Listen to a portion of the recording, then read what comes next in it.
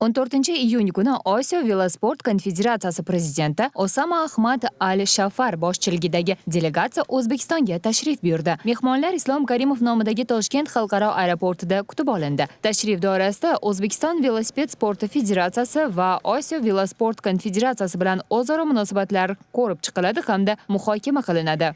Janob Osama Al-Shafar, O'zbekistonga xush kelibsiz. Yurtimizga rejalashtirgan tashrifingiz davomida asosan qanday maqsadlar ko'zlangan?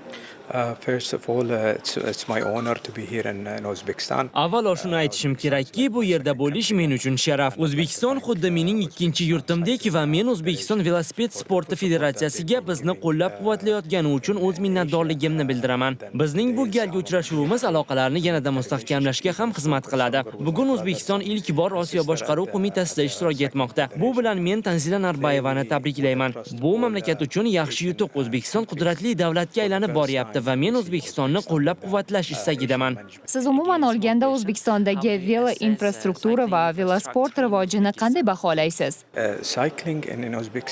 O'zbekistondagi velosiped sporti haqida gapirsam, yurtingizda bu sport turi rivojlanib boryapti. Bilasizki, bundan bir necha yil oldin Osiyo bo'yicha velosiped sporti chempionati ham aynan O'zbekistonda o'tkazilgan edi. Bu O'zbekiston uchun ham, bizning konfederatsiya uchun ham ulkan sharafdir. Delegatsiya a'zolari tashrif davomida O'zbekiston velosiped sporti federatsiyasi tomonidan Toshkent shahri bo'ylab bo'lib o'tadigan Toshkent Bike City velosaylda ishtirok etishadi. Shuningdek, turizm va sport vaziri Aziz Abduhakimov hamda senat raisi Tanzila Narbayeva bilan ham uchrashuvlar rejalashtirilgan.